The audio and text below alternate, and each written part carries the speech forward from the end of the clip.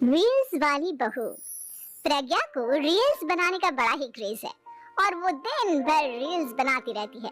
खाते पीते घूमते फिरते घर में कॉलेज में रील्स बनाने के कारण प्रज्ञा पूरे कॉलेज में हाईलाइटेड है। जहां उसके रील्स सभी को पसंद आते हैं, वहीं मनीषा चिंता में डूबी रहती है। एक रोज जब खाते हुए प्रज्ञा रील्स बना रही होती है, तब मनीषा कहती है, एक मिनट भी चैन नहीं है इस लड़की को।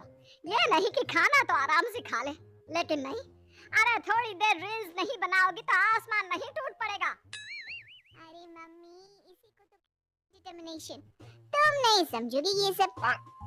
भगवान, इस लड़की को सद्बुद्धि दे। जब देखो तब टेढ़ा बाका मुंह बनाती रहती है। मनीषा की बात का प्रज्ञा पर जरा भी असर नहीं होता और वो खाते खाते रील्स बनाती रहती है। दिन बीतने लगते हैं और देखते देखते प्रज्ञा का कॉलेज भी खत्म हो जाता है। आए दिन कोई ना कोई मनीषा को प्रज्ञा की शादी करवाने का सुझाव दे जाता है। सब ठीक ही कहते हैं, प्रज्ञा की शादी कर देनी चाहिए। अपने घर के काम काज में व्यस्त हो जाएगी तो खुद ही ये रील्स और नाच गाना बंद हो जाएगा।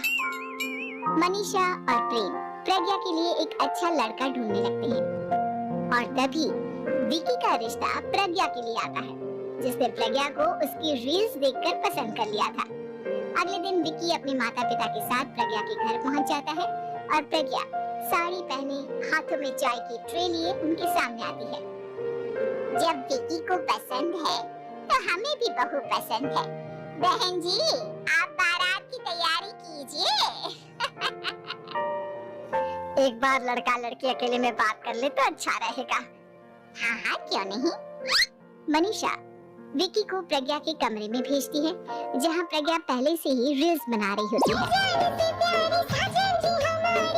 तभी विकी कहता है, आ गए आपके साजन जी। हमारे साथ ये रील्स कंप्लीट करती तो और भी अच्छा रहता। अच्छा जी, अब आ ही गए हैं तो बना ही लेती हूँ आपके साथ। दोनों मिलकर रील्स बनाते हैं। जब भी मीट और तुरंत पोस्ट भी कर देते हैं। फिर विकी कहता है, जब आप साड़ी में चाय लेकर आई तब मुझे लगा कि कहीं मैं गलत घर में तो नहीं आ गया। अब सही है।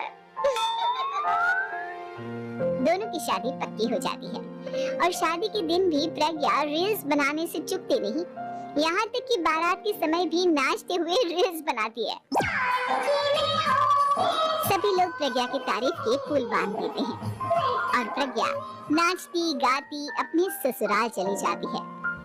सब कुछ अच्छा चल रहा होता है। प्रज्ञा यहाँ भी दिन भर हर चीज की रील्स बनाती रहती है।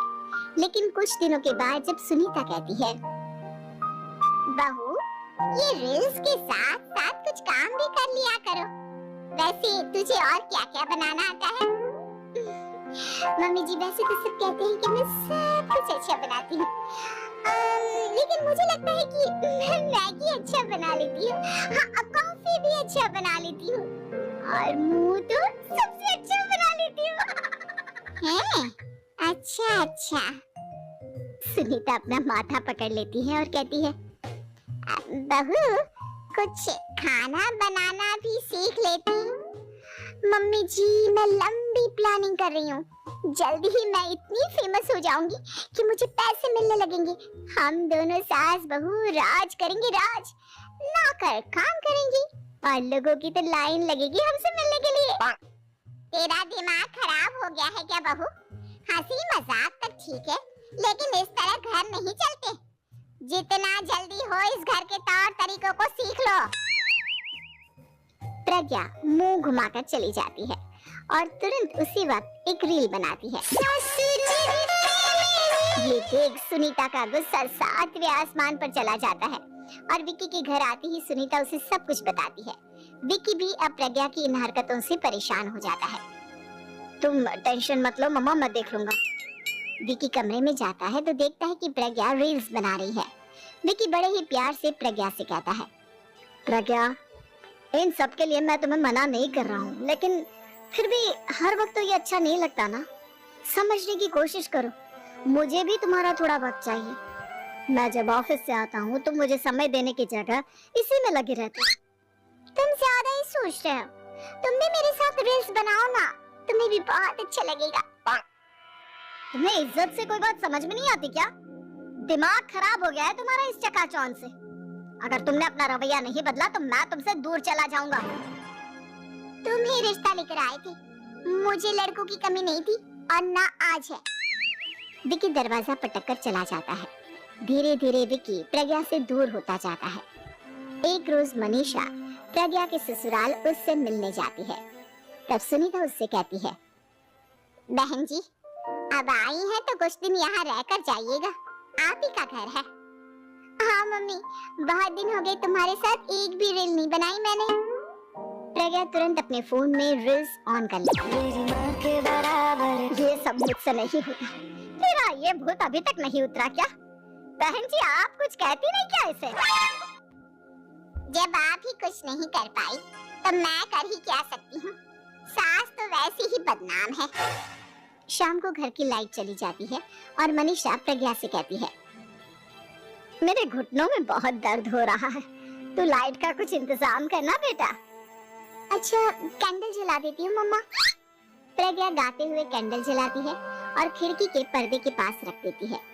मनीषा जिसे बहुत दर्द हो रहा है वो सो जाती है और प्रज्ञा हमेशा की तरह अपने रील्स में लग जाती है। उधर कैंडल की वजह से पर्दा आग पकड़ लेता है और मनीषा के कमरे में आग लग जाती है। बचाओ, कोई है बचाओ! सभी भागते हैं और विकी कमरे की आग बुझाने में लग जाता है, लेकिन तब तक मनीषा आधी जल चुकी थी। मनीषा की हालत देख प्रज्ञा रोने लगती है। विकी मनीषा को तुरंत हॉस्पिटल ले जाता है और उसे एडमिट कराता है।